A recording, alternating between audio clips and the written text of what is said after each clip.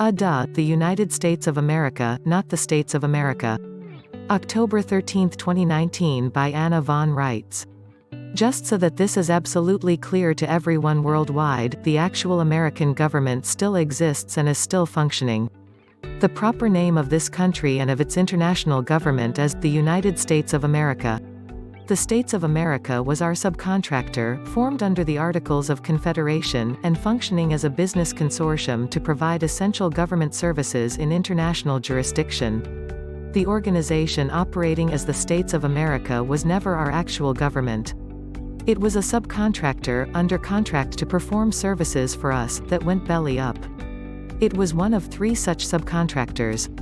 What has happened is that 2 other interloping foreign subcontractors, both organized as corporations, and both ultimately owned and controlled by the Pope, have contrived to usurp upon the work intended to be done by the States of America under conditions of non-disclosure and fraud. This would be a situation similar to a farm owner subcontracting with 3 Italian corporations to do 3 different kinds of work on a contract basis for him. He hires one such firm to do his plowing and fertilizing, and another to provide labor to bring in the harvest, and a third to manage his hay and grain deliveries to market.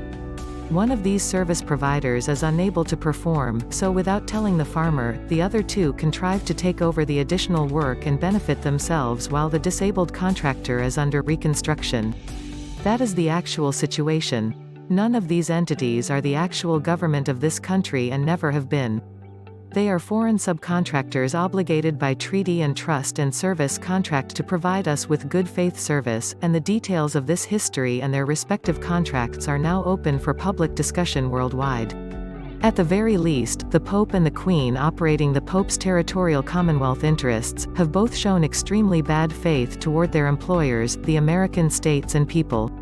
Their activities are fully exposed as either incompetent or criminal or a combination of both. As the full scope of their fraud and criminality is exposed and people worldwide come to grasp the extent of the misery that these 2 run-amok foreign subcontractors have caused on our shores and for everyone else worldwide, there will be profound disillusionment with the Church and with the Queen and also with the United Nations, which is largely influenced if not outright controlled by the Pope and the Queen. Hundreds of millions of Catholics will flee as the pagan schism within the Roman Catholic Church is revealed and they realize that the office of the pontiff was in fact devoted to the worship of Mammon and similar Babylonian gods, bloodthirsty and venal idols at their worst. We must not lose sight of the fact that the actual American government is still here and still owed all right, title, and interest in American assets, and also is owed all control of all government functions. The United States of America as opposed to the Pope's territorial Commonwealth subcontractor doing business in our name as the United States of America is a living government organized directly by the people of this country.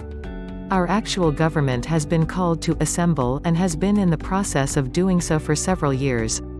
We now have 27 states properly constituted and assembled, a number sufficient to do business. We are holding the Pope and the Queen accountable and responsible for making correction and honoring their actual contracts with us.